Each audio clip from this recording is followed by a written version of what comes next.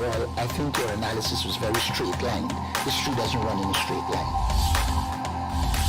Kid, you cannot tell your neighbor he is stealing ducks when you are stealing frogs. As High Commissioner, I was wrong.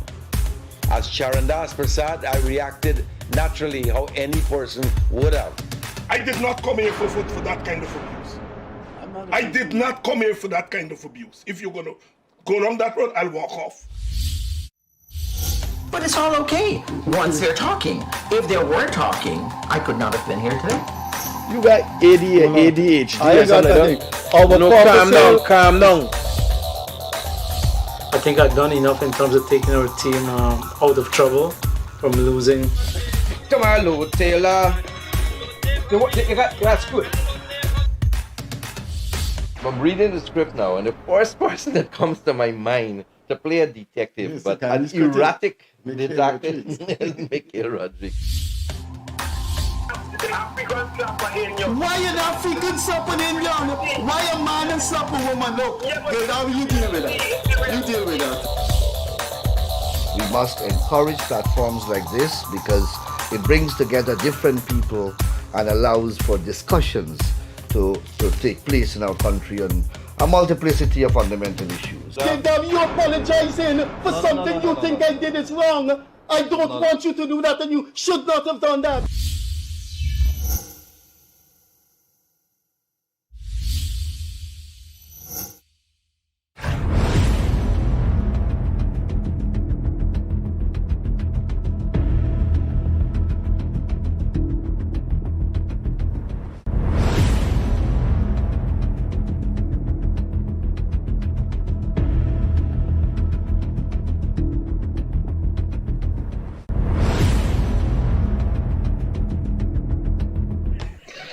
Hi, good evening and welcome once again to the Gildarie Freddie Kissoon show. We also coming to you live on YouTube. You can get it there on the Guyanese Critic channel or Daybreak News there. Wherever you are, good night, good morning. It's a pleasure being with you once again.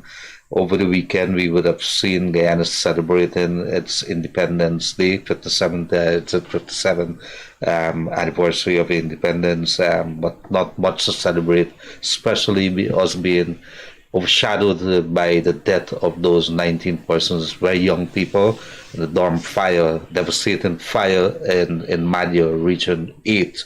Today we have learned that the 15-year-old was accused of setting that fire, and she's been slapped with 19 counts of murder in the furtherance using, I'm just paraphrasing here, using arson to that. The matter has been set for July the 4th. That's when it continues, and that's where it's at. So many stories, plots and subplots coming out of this particular incident. Again, has made the news internationally, and it has opened the door for debates with the way that we treat dorms, and not only dorms, so many other institutions in Guyana. And of course, the issue would always be whether we have resources. Now that we do, where do you put those resources and how do we spend it? So many things to talk about as we go forward tonight. It is a very trying times for people, especially with that incident. But nevertheless, the country must move forward. We will have to continue to give those survivors, and not only survivors, but the loved ones and the families of those young people. We have lost some of our future there. All the support that we can, and according to President Irfan Ali, that's what his government wants to do. But let me stop here because I want to introduce and say good night to my co-host, Freddie Kissoon, and he's going to introduce tonight, ladies and gentlemen, our guest.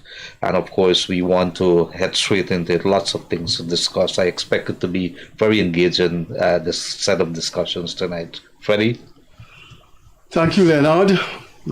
Welcome to our program once again. This is the last or the second to last program before we touch 1 year of this program. And some of the guests were gracious enough to give us their presence without thinking whether this program would make it or not.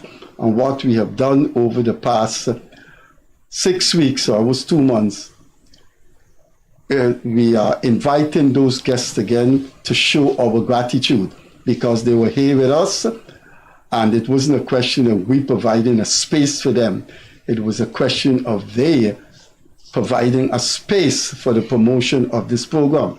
And one of our earlier guests, and I still can remember, he had a disagreement with school grants in which he said it was not being done transparently. But that guest need no introduction. He made a name for himself during the March 2020 election rigging that took us until July. And that's the founding member and current executive of the opposition group, ANUG and United Guyana, which in 6 months' time will have one of its representatives in the National Assembly.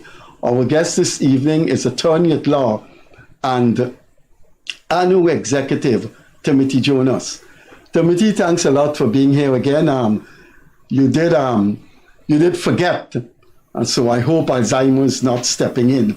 You did forget to adhere to our invitation, and we have faith in you because when we didn't see you, we said, no, something got to be wrong. He's not like that. And I know Gildarie, and I know you're not like that. Now, having made the necessary introduction, I want you to listen to this because this is going to be my first question. Now, on the screen, I'm going to show you something, and if you can listen to it. There needs to be an honest media house with integrity and that can broach that divide and can present the views fairly. I think Starbuck News does well. I think on a good day, Kaitra News tries to do well, although Kaitra News seems to have. The problem with the social media houses is that you don't have reform. You don't. Well, I'm going to answer. That's the part I wanted. I'm going to stop that and ask the operator to put 2 things on the screen for me. Operator, can you hear that? Please put those 2 headlines. Now read this, Timothy. Nearly 60% see mainstream media as a threat to democracy, says a poll taken recently. More than half of all registered voters see the mainstream media as a threat to American democracy, according to a new poll. Now, this is President Obama giving an interview to CBS. We almost occupy different realities, the 44th president said. The thing that I'm most worried about is the degree to which we now have a divided conversation, in part because we have a divided media, a splintered media. Now, Timothy, when I looked at you making this statement, and then you went on to call the Guyana Chronicle a rag, and then your colleague from ANUG put his hands up like this, and he said, let's be honest. For the past 3 years, there's been no criticism from Newsroom about the government. There are two things I want to say. One is a comment and one is a question. I am not too sure if you're not in a conflict of interest because one, you had the law firm that was founded by the founders of Starbuck News. So there may be a loyalty there. Secondly, I believe, and correct me if I'm wrong, you are the lawyer or one of the lawyers or the lawyer for the Starbuck News. But to juxtapose the Chronicle, which you call a rag, and you said the Starbuck News gets it right. I think what Obama said and what the poll in America said, there's no state media in the United States, yet Obama said the media is dividing people, and a poll taken by 3 respected institutions say they see the mainstream media as a threat to democracy. Now, why is that not obtained in Guyana? And I would like to ask you and put out a challenge to you and to your colleague, Kian Jabur, when he put up his hands like that, and he said, let's be honest. Now I'm going to put up my hand like Kian Jabur, and I'm going to say this. Let's be honest. For the past 3 years, I have not seen an editorial that says anything positive about the government of Guyana. In other words, I'm saying we have a pro-state media and an anti-government media, but you don't seem to see it that way. I'd like to hear your take on that. That was a mouthful, Freddie. Well done. Let me start at the beginning. First of all, thank you for having me. Second of all, I apologize for not making it last week. It's not Alzheimer's. And it may well be Alzheimer's, because I'm not going to conjure an excuse for you. It went clean out of my head. And there's no excuse for that. I'm sorry. And I want to say to the members of the public that, it's you turn on your TV or you turn on your computer and you look at this show.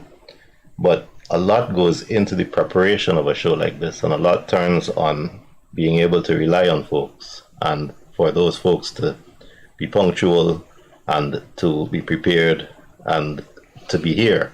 And it's not just me sitting here in the middle of the crossfire.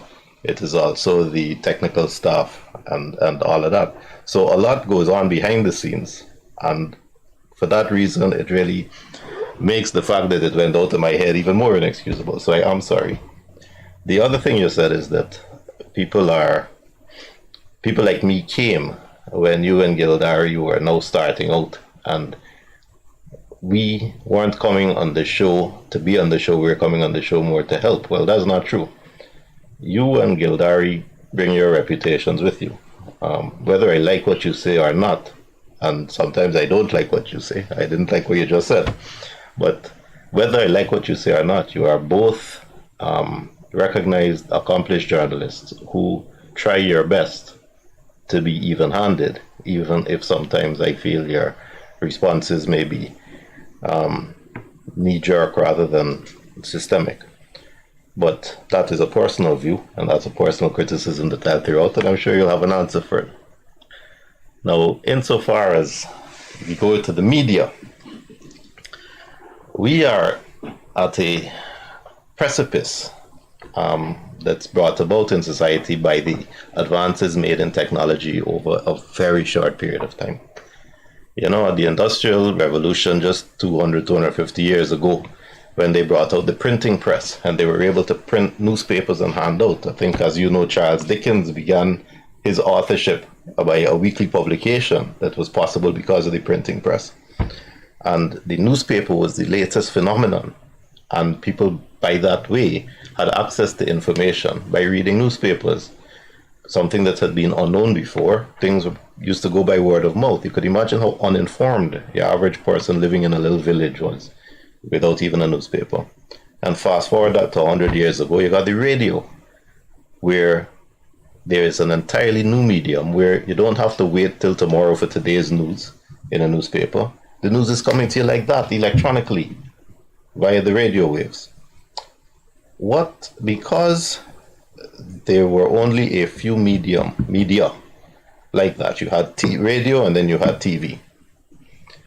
You will find that the British, and we copied it, imposed rules that you had to have a license to own a TV and a license to own a radio, and you had to have a license to broadcast.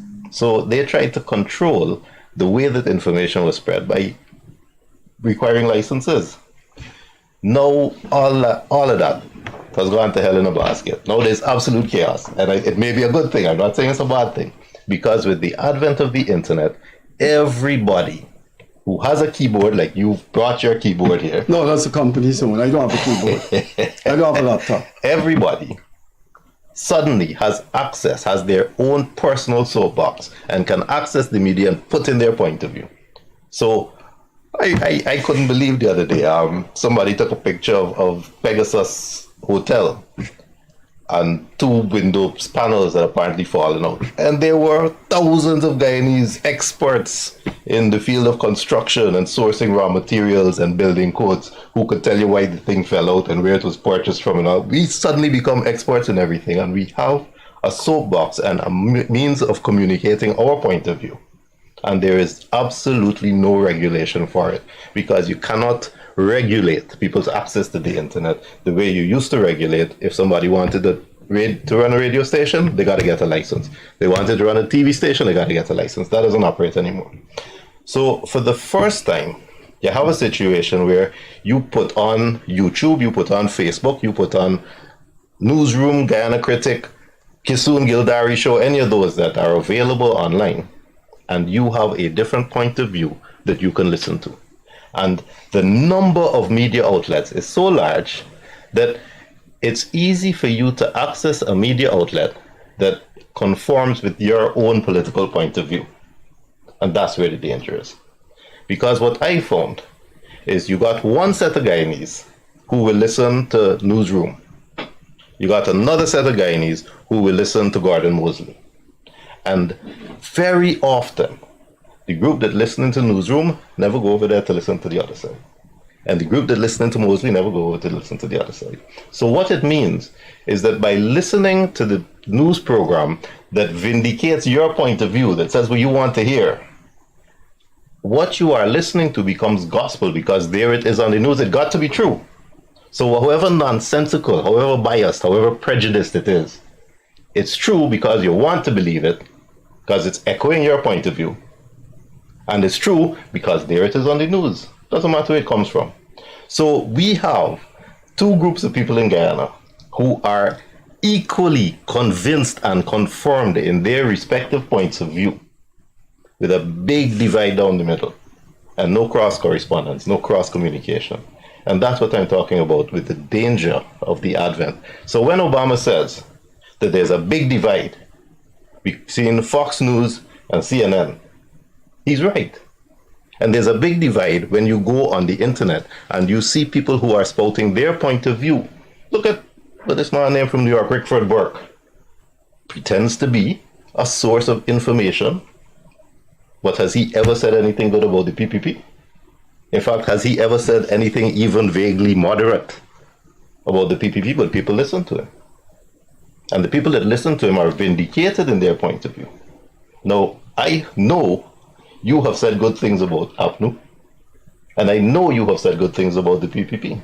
So I will sit here and have a conversation with you. I hope you will acknowledge I've said good things about both in turn.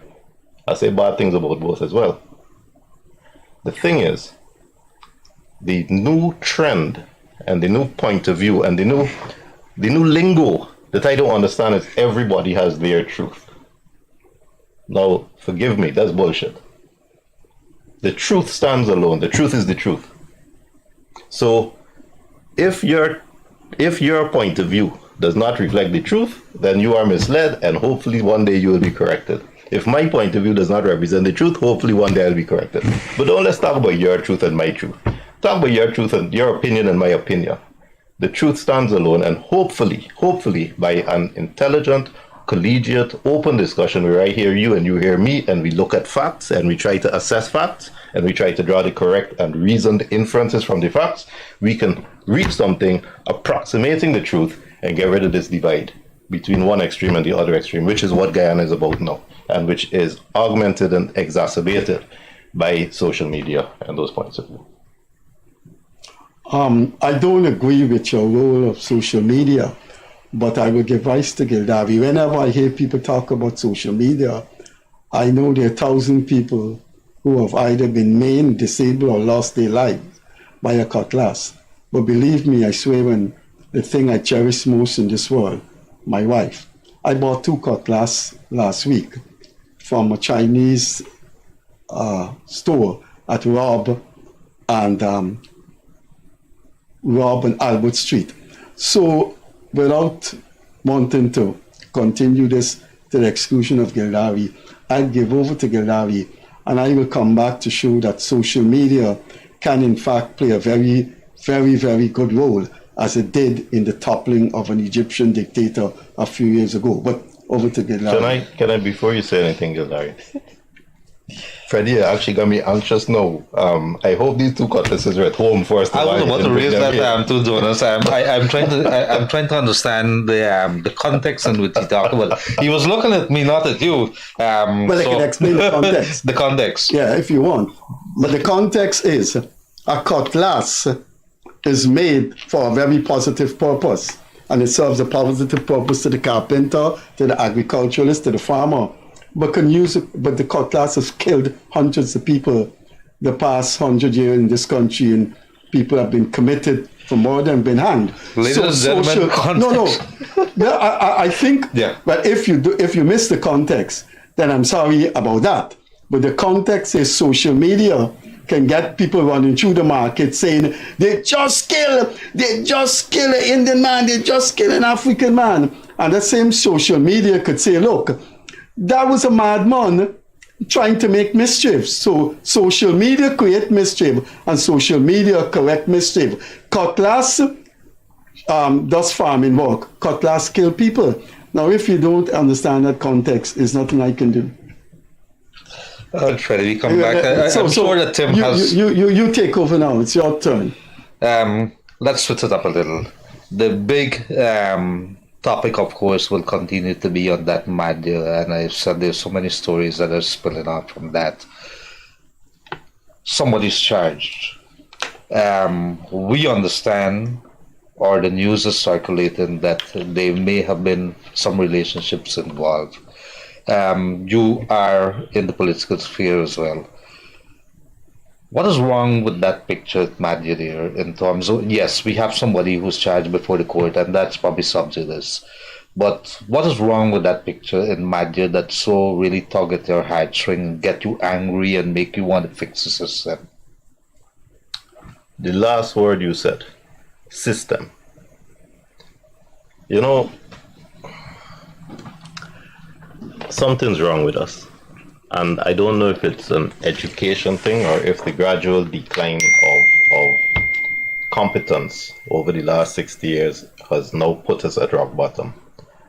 But Freddie talks about this cutlass,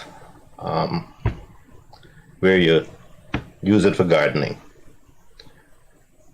Now, you don't expect the CEO of Gaisuko to be in the yard, in the field with his cutlass, cutting cane and digging to plant cane. You don't expect that. He is in his office behind a desk dealing with issues of administration. And the next tier below him, the managers, whether they're managing labor, whether they're managing equipment, whether they're managing factories, they are a next tier in their offices dealing with management issues. Underneath them, you have the supervisors who deal with the day-to-day issues of the factory. And then you have the laborers who are out with Freddie's cutlass digging in the field. That's how it works. And the reason that my boy, the CEO at the top, and the managers beneath him get more money than those folk who are out in the field sweating and really punishing in the sun. The reason for that is that the value of their labor, and labor is the wrong word, the value of their management expertise makes them more profitable and more important to the company that they're serving, and more difficult to replace them. That's how it works. So, what is the system? If a factory breaks down and you find out that this nut and this bolt is required, and when you go to the storeroom there is not a nut and a bolt, that's not the laborer's fault out in the field. There is somebody whose responsibility it is to keep a track of inventory to make sure that the factory doesn't stop working for want of a nail. The kingdom mustn't fail for want of a nail. So the system is, I know that this factory uses these things and that these things wear out, and therefore I got reserves. And I keep track of my inventory so that the factory can keep spinning and the company can keep making money. And that is the system. It's so easy to understand. That is the system. So, Freddie wants to start a school. What does Freddie need for his school? He needs a building. You're coming up to answering his question? Yes. That's a very, very long, digression. Freddie, but anyway, you just talk about context with the most obscure reference to a cutlass, and if you don't understand this context, I can't do anything more to help you. No, I understand the context. Well, it's not please, please allow me a long journey. to expand on I the understand the context. If you could just have a Freddie brief wants the context. to open his school. If you could what does Freddie need for his school? He needs a building. Why does he put up a roof? Because he knows tomorrow it might rain. It's not raining today, but tomorrow it might rain. He put up a roof. Why do you put in smoke detectors? Because you know one day there may be a fire. Why do your smoke detectors connect to an alarm? Because you know one day if there is a fire, somebody needs to hear the alarm to come to solve the problem. Why do you put an extinguisher on the wall? Because you hope that if there is a fire and the alarm goes off and somebody comes to solve the problem, the extinguisher is there to help them put out the fire. That's what you call a system. And that system is not implemented at the level of the little children who are coming into the school. That system is implemented at the level of the management. So let's say that the government, as they like to do, announce, we spend how much $1 billion to build this school. Because you know they like to do that. How much $1 billion to build this school. And then the school burns down. Christchurch burned down. You're the man in charge. You're the CEO like Gaisuko. You're the minister. And you do your walkthrough. And you say to the management, you say to the headmistress, to the teachers, to the guards, to the supervisors, the people who are there on the ground, do you do a fire drill with these students? Because that's what a system would require them. Where are your fire extinguishers? Are their guards constantly present? If not, is there a smoke detector and a fire alarm? If you have security so that you have children in there who cannot get out, is it reasonably expected that you may have a dangerous situation if a fire breaks out? Therefore, what precautions as a system do you have?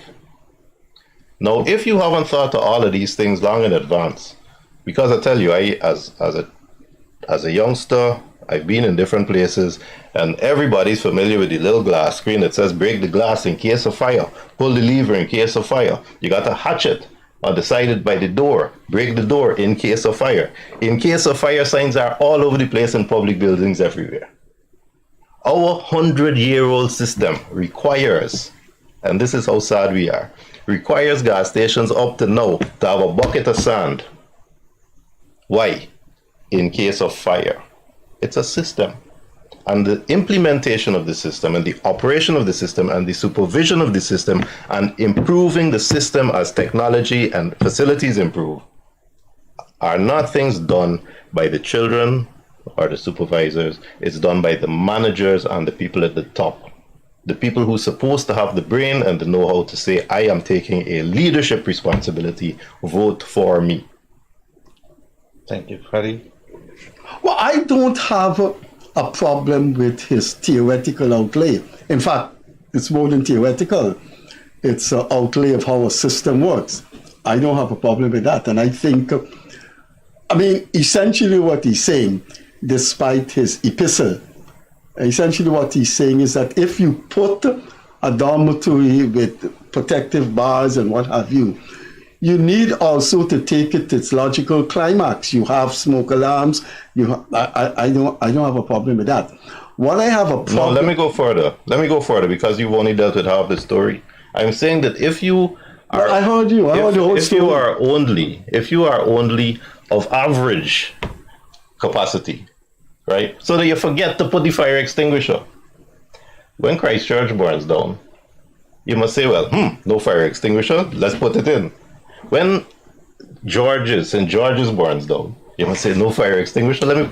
How many fires must you have? No, I don't have a problem with that. As a system before the management says, what? 2016, 19 prisoners dead in Camp Street. 2017, Camp Street burned to the ground. Nobody says, what? Where's your system? And who is responsible? The prisoners who set it afire? If you do not anticipate and foresee that the people in there might be upset and might be so angry at their deprivation of liberty, so aggrieved that the system taking long and the court system taking long, that they will set fire to this place, then who is to blame for the fire that kills 19 people? Not the management, who should have anticipated it and taken steps to safeguard it and prevent it and put a fire extinguisher on the wall? That's what I'm getting at. Well, I don't have a problem with that.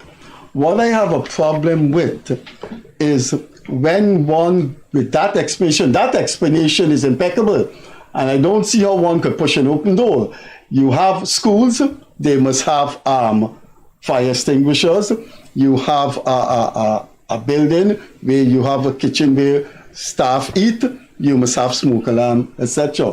What I see in Timothy's political patron, Ralph Ramkaran, put it excellently.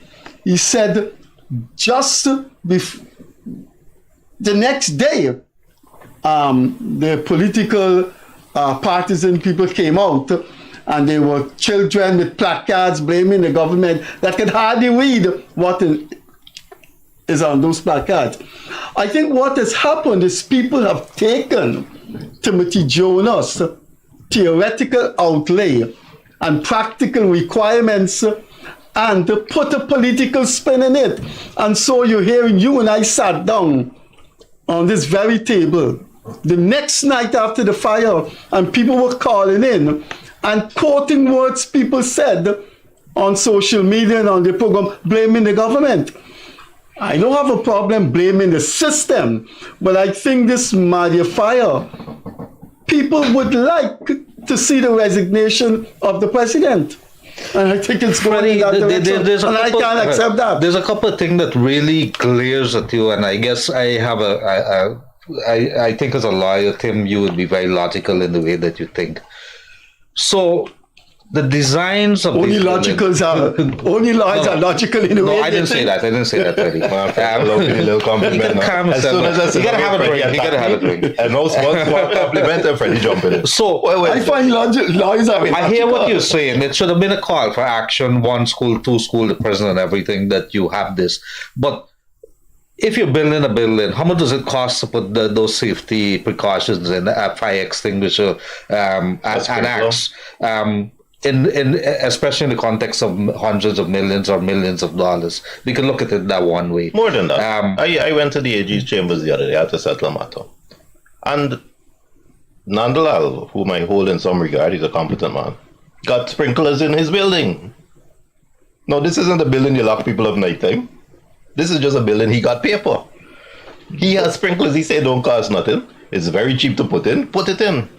There's another side to the story that is getting me. Of course, there are going to be rumors and there are going to be rumors. Something sparked that girl to do it. The story on the street is that we know that she's 15. The second thing, the story in the street, is that sex was involved. I'm bringing it on the table because this needs to be discussed. The knee-jerk situation should not be that you charge the girl and expect that the matters ended there because she lit the fire. Somebody has lit the fire too. If you have sex with a girl who's under 16 or any child under 16, the age of consent, I think to my knowledge is 16. Lawyer, you could probably confirm that.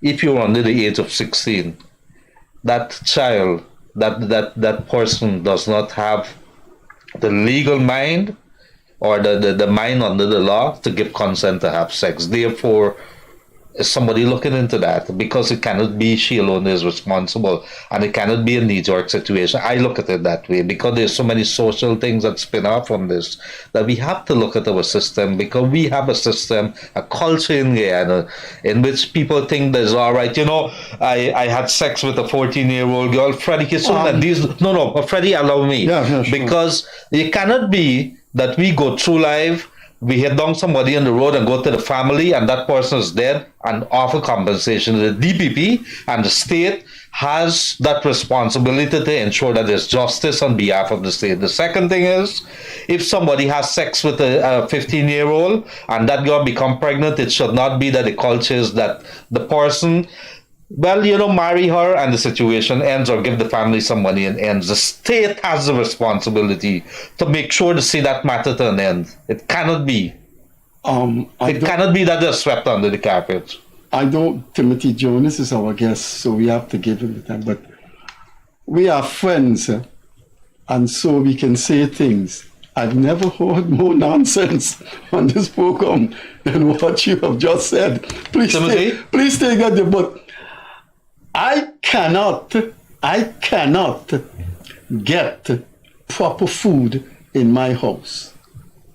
My father gone, my mother gone and spoke, and I am so aggrieved. I see two people in a car and I smash the windows, kill them, and take their things. And part of the blame for that is my father and mother who didn't take care of me. I listen to you, and that is the analogy. It's a weird analogy. I listen to you. I don't care who she had sex with. I don't care who manipulates her. I hope if there's a case against her, that she rots in jail. 14-year-old, 15-year-old. I'm not saying that she doesn't have to stand the responsibility for her actions. I don't want to pursue this further. Let Timothy Jonas. Timothy, you've heard what I've said. I agree. He's a lawyer. Lawyers are logical. You have a view of that? He's a lawyer. Lawyers are logical. You threw a lot on the table. So let's start it again, a system. If in any public school, in any boarding school, where you are dealing with young children, especially young teenagers, I think that it is as foreseeable as fire hazard that these children are impetuous, irresponsible, curious, and will get into trouble. Now, I am not going to discuss any single child, and I'm not going to discuss if any single child set a fire, and I'm not going to discuss if any single child had sex. First of all, that's none of my business. And second of all, when you are dealing with children, there has to be a sensitivity, especially in this circumstance. And this child has been convicted by half the country already. And of that half the country, none of them been to Madia, let alone see the building. So let us stay away from one of the dangers of social media, which is that the tenement yard that is Facebook and is social media in Guyana allows people to draw conclusions and convict in this court of social justice before a judge even looks at it. So I'm not going there. But I'm going back to your discussion about systems. It is foreseeable when you're headmaster or headmistress of a school, a boarding school, that you will have problematic children, good children, bullies, victims. You'll have all kinds of children. And part of your responsibility is to implement a system that monitors them and protects them and keeps them safe, not just from fire hazard, but from themselves. If you got a child who is getting away, you suspend the child, you send the child back home, you call the ministry and you transfer the child to another school. There are things that you do. But if this is happening and you are not, as the guardian, the person responsible, supervising to ensure that each of the children under your care is safe, protected, and monitored so that they are not able to go and disappear for 4 hours unaccounted for or disappear for 2 hours unaccounted for. But there is a system of supervision that part of their curricula is that they got classes, they got sports, they got eating time, they got sleeping time, they may have socialization time, monitored and supervised. But if your system is allowing people to get away for 2 hours or 3 hours and nobody knows where they're going or what they're doing, and then they come back and suddenly they appear again, well, I think it's foreseeable what your system is going to end up with. So again, this goes back to where does responsibility lie? and what is the system that has been implemented, and if there have been problems before, have the management, the people who are at management level, done enough to resolve the errors, the problems, the gaps in the system? It's all about systems. And I take that, even myself, and I hear what you say, Freddie and Tim, even myself, because you look at what is happening. I become emotional because my daughter's around that age. And when you see, like many of the others that died within that fire, and you see, and I believe there's a broken system, and it comes back to the system as well. How long? And I would like to see an inquiry into this matter here, because it cannot be that just, yes, let's do the burial, let's have maybe a monument, and put these kids to rest and help the family. But what about seeking answers as to what could have led to it? And I'm interested in that. Did the persons who designed the building, did they err in those designs? Do we have involved in those designs safety precautions, or the introduction of safety features within those institutions, those buildings? All of that I'm interested in. When those people come out, and a mother would send their child to that dorm, are they eaten right? Could that have been one of the factors? Are they being locked up in the building? Where is the head person? Is there 2 guards outside? All of those things, I think we should know. And it's not only for that, but I think an inquiry would bring out the kind of recommendations that where we should go from there. That is what I'm interested in. And yes, Freddie, I may be emotional in what I'm saying, but it cannot be that we have all the answers just from reading. And Timothy is right. The entire or majority of the population would not have gone into Madia to view the remains of that building. And you see a lot of statements and postings of people doing videos, who saw what, who heard what, and who played what role, and who wasn't recognized. But we cannot just end it here. There has to be some answers. Well, I would think, and most persons would think, that there should be an inquiry, but without faulting any person, without faulting any particular authority, I think our problem is more than just the government. I don't think the government is our problem. I think people tend to, anything happen, people tend to pick on the government, and things could happen without the government to be blamed. But on the other hand, I believe that we have a psychic problem in this country that needs to be addressed. There was a commission of inquiry into 17 prisoners being burnt, suffocated, dam burned down. And that commission of inquiry made it clear that there are too many people on remand and too many people, sentenced. You pick up the papers, and a man stole from his sister. He's a first offender. He gets jail.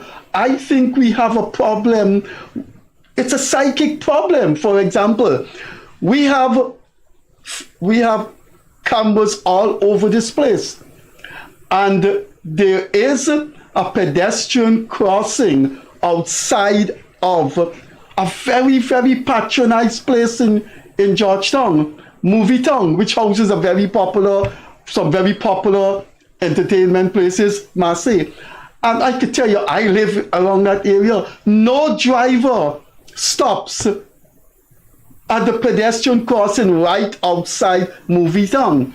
And we have the cameras, and you charge people for that.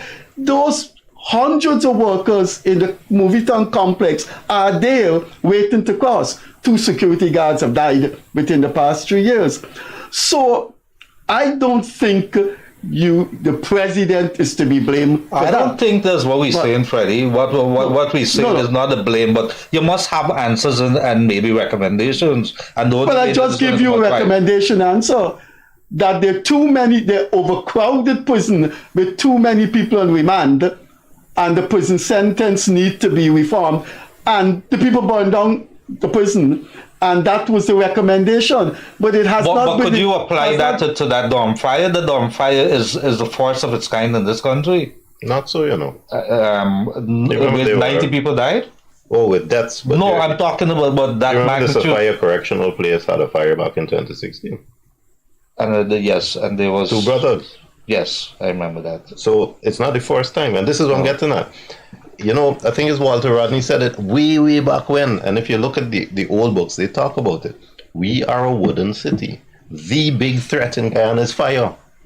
That is our big threat. Georgetown changes its face every 30 years because of fire.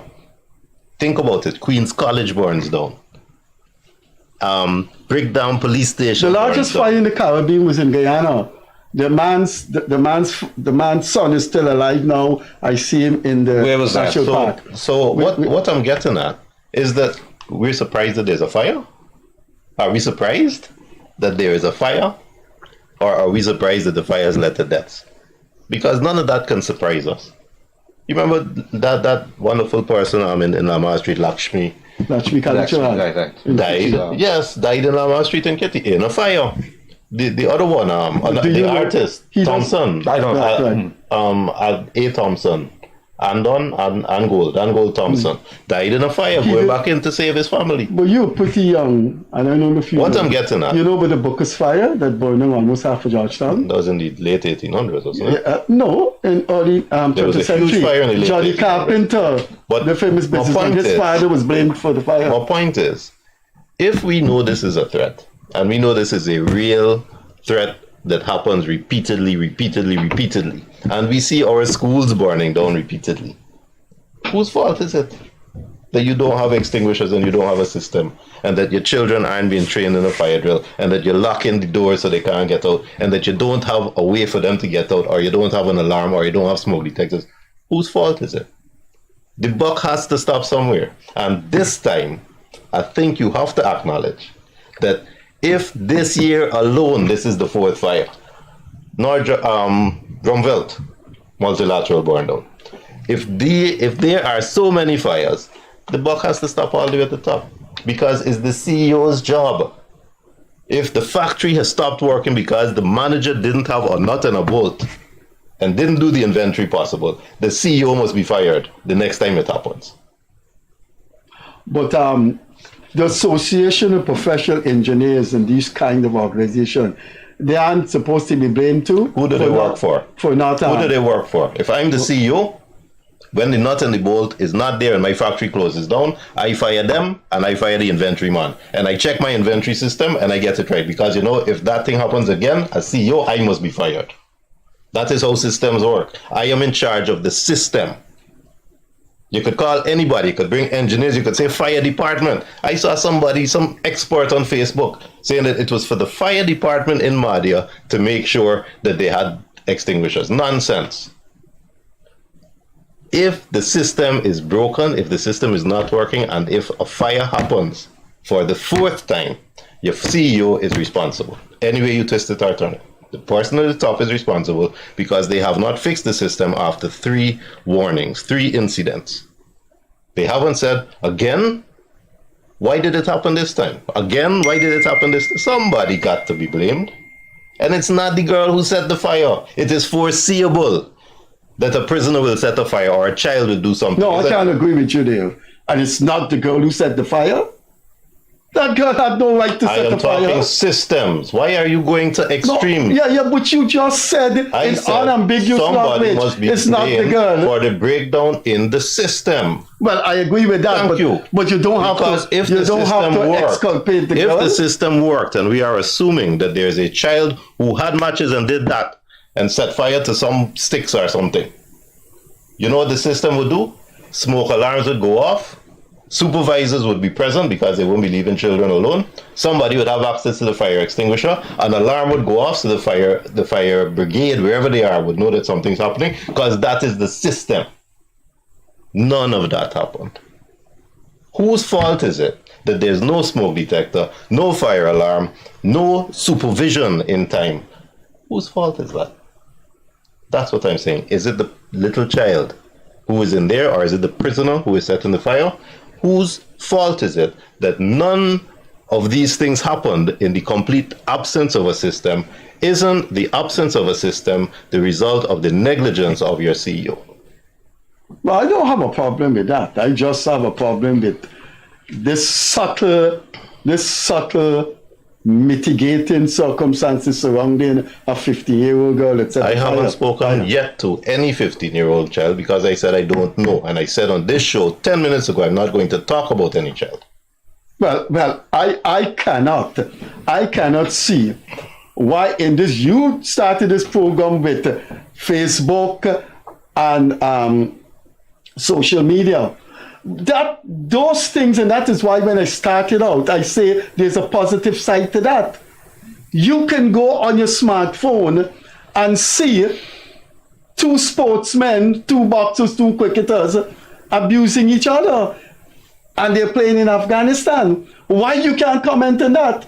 Because you see it on social media. Social media is now taking its place in live streaming events 50,000 miles apart from two places. Well, I hope you got the context to that because I don't understand that context. Well, I will explain the context now. You were saying that you're not going to comment on any girl because you were not there or what, and you're not. My question is, I'm not going to convict her, no. No, I'm not saying comment. You said you're not going to talk. Right, I'm not going to talk about it. Right.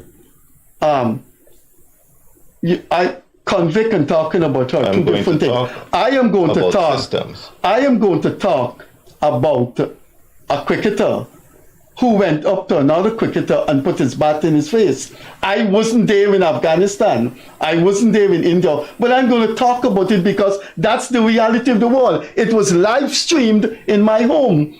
There is the security advisor to the president who called into this program and identified the person who set the fire that killed 19 No, but there's something that's wrong with that, what you're saying there, Freddie. What is wrong with Freddie it? doesn't see that? Tell me what is wrong with it. Let me do this. The person got to go to court and go through the system.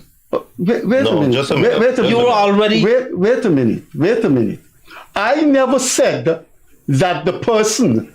But the minute that you said that, I am saying what the security officer said, that somebody like the fire... You want to explain this and everything around that area that he's talking about? No, it's not.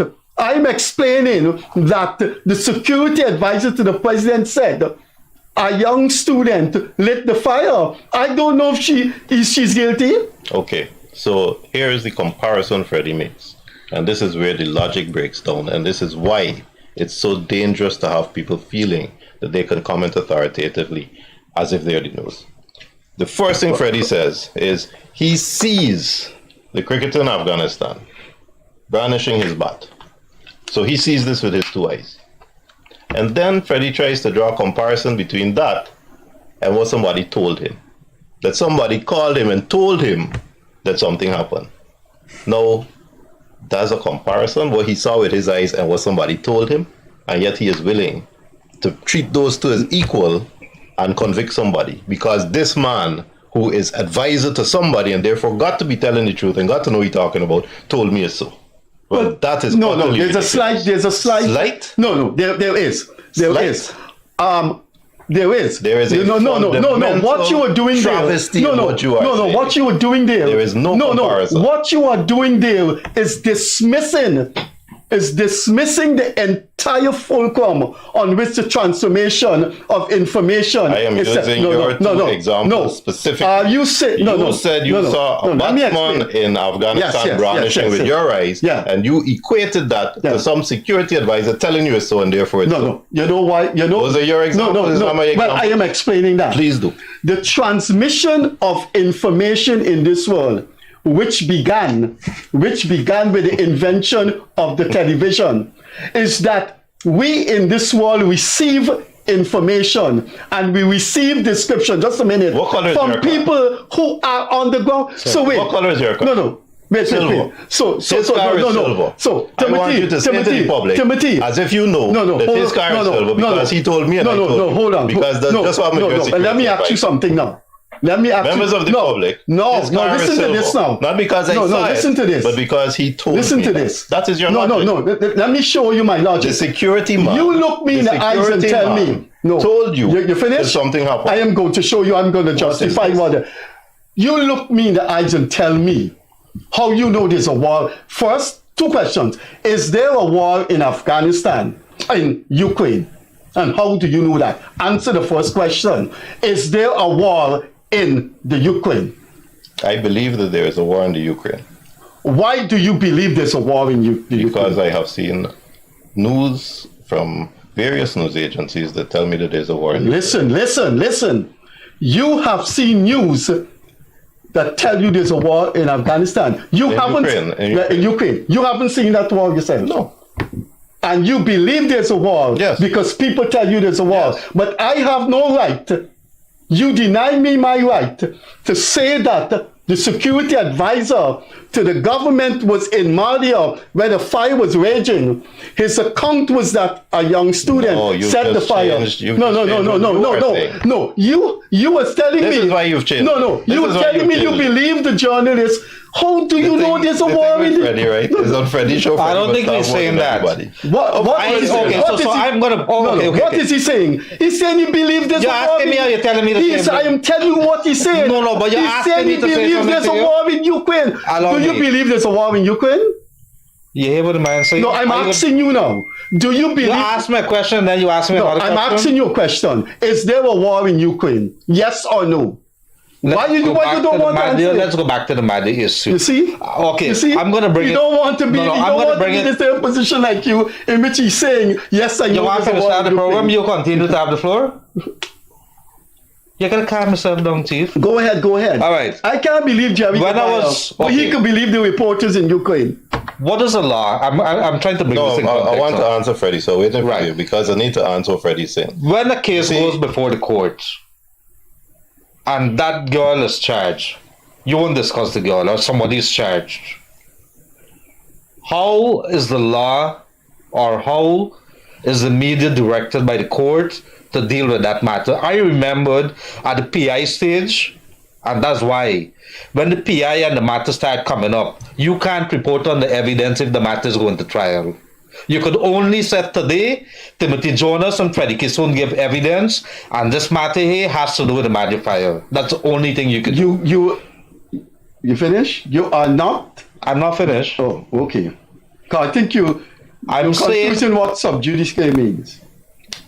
Timothy Jonas. But no, a lawyer only don't have to. It's not a lawyer has the monopoly in explaining what sub judice means. It means you cannot comment on a court case. There's no court case? Yeah, there's no court case. There is no trial that you comment. This program is commenting on. A girl has been charged. Somebody has been charged. Yeah. And we are saying here that she's been charged with setting fire that killed 19 people. There's nothing wrong saying that. There's nothing wrong saying that she's been charged. Full stop. That's what you're saying? What? Is that what he said earlier? No. Thank you very much. What I said earlier.